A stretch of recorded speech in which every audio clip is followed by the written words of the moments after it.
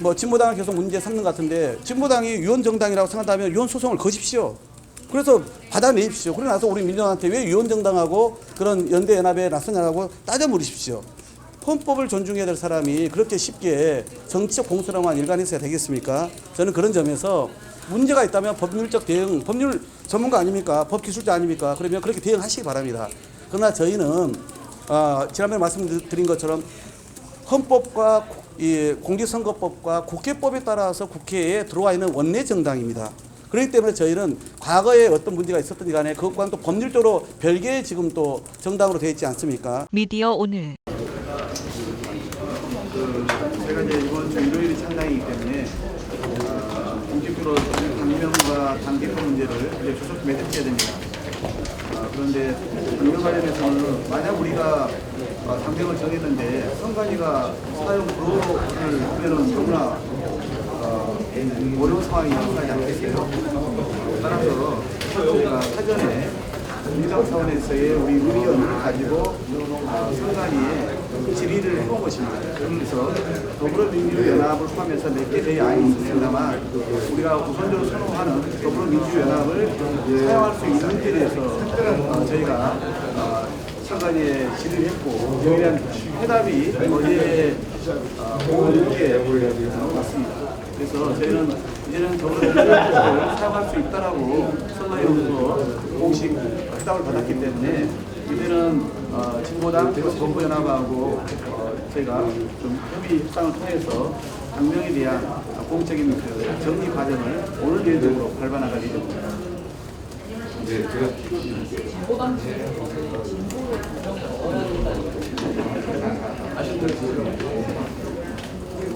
뭐 저희야 비례연합정당은 민주당 출범 만든다는 것에 대해서는 이미 실무협의단에서 이야기를 해왔고요. 공개적으로 제가 언급한 바가 있지 않습니까? 그러나 두 개 정당의 이야기를 저희는 충분히 검증하겠다는 말씀을 드려왔습니다. 그래서 저희 의견은 그렇습니다만 두 정당의 이야기도 저희가 듣는 과정은 당연히 밟아 나갈 겁니다.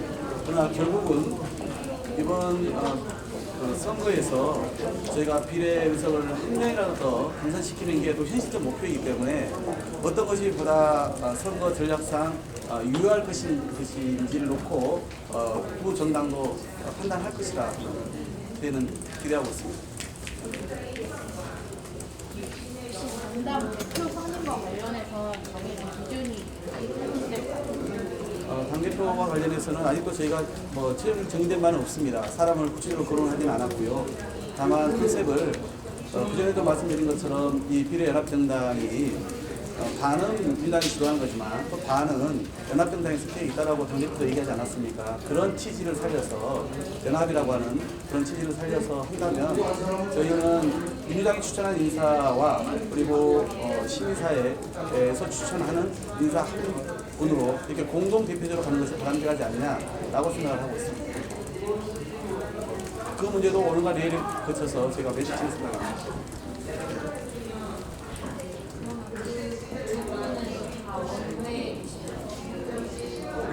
아직 제가 말씀드린 것처럼 컨셉을 우선 정하고 그래서 거기에 대해서 이제 두 정당과 또 심사위까지 저희가 협조를 구한 다음에 그 다음에 사람을 누구로 할 것인지를 논의하게 될 것입니다. 그래서 오늘 내일 중으로는 컨셉을 마무리하고 그리고 바로 거기에 걸맞는 최적의 분이 어떤 분인지를 저희가 좀 섭외하고 또 동의를 구하는 그런 절차를 밟을 예정입니다.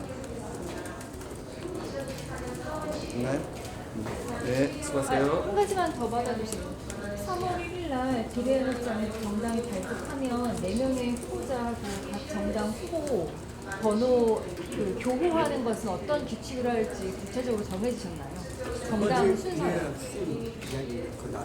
비례연합 아까 여기 지금 국민후보 추천 얘기하는 거예요? 아니면 비례연합정당 얘기하는 거예요? 전체 비례연합정당은 당연히 비례연합정당 안에 민주적 절차에 의해서 비례 후보와 그 순서를 정해야 됩니다.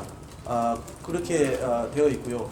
다만 이제 그동안 세계 정당이 합의한 부분이 있었으니까 그건 큰 원칙과 기준입니다. 그래서 저희가 비례를 그때도 말씀드린 것처럼 현실적으로 20번을 당선 가능 목표로 삼고 그렇게 했을 때 그 안에 연합정당의 취지에 맞게끔 민주당이 절반을 추천하고 나머지 정당과 국민 후보가 또 절반을 차지하지 않습니까? 그러면 1번을 국민 후보로 한다라고 저희가 정했고, 그다음에 남녀 성비를 맞춰야 되고, 특히 홀수 번호에는 여성 후보를 추천해야 되지 않습니까? 그리고 또 아까 말씀드린 것처럼 민주당이 절반이고 국민 후보 4명, 그다음에 두 정당이 각각 3명씩을 그런 것들을 다 고려해서 배치를 이제 해나가지 않겠어요? 그게 교호순이라고 하는 이렇게 번갈아 가면서 배치한다는 그런 취지와 또 법률에 규정된 것을 충족하는 것으로 이렇게 앞으로 이제 구체적인 협의가 되어 갈 것입니다. 네, 됐죠? 네. 그 국민의힘에서 비례연합정당이 종북의 어떤 통로가 되고 있다 계속. 아니 본인들이 그렇게 저는 오히려 방귀 낀 놈이 성내는 격이라 생각합니다. 본인들이 지금 버젓이 유성정당을 만들고 또 한동훈 위원장이 스스로 우리 정당이라고 얘기를 하면서 그러면서 남 헐뜯기에 급급한 이런 것이야말로 국민들 눈살을 찌푸리게 만들고 있다고 생각합니다. 저희는 이 현재의 제도 연동형 취지에 기반해서 소위 반반씩 한다는 거고, 우리가 사실 좀 더 국민의힘처럼 한 석이라도 얻을 마음이었으면 병립형으로 갔겠죠. 그러나 이미 이 역사가 있고 약속이 있었기 때문에 제가 그 제도를 수용하겠다고 그래서 현행 제도를 유지하겠다라고 제가 판단을 한 거 아니겠습니까? 더 나아가서는 그런 연동형 도입으로 민주당이 그런 실리적인 측면에서 우리가 결단을 한 것이고, 더 나아가서는 연동형 취지에 걸맞게 반반을 나눠서 민주당은 그중에 절반만 우리가 후보를 이기겠다고까지 또 결단을 하지 않았습니까? 그러니까 그런 점을 고려해서 저희가 정의당까지 제안한 원내에 진입한 정당이라고 얘기를 했습니다. 원내에 진입했다는 것은 무엇입니까?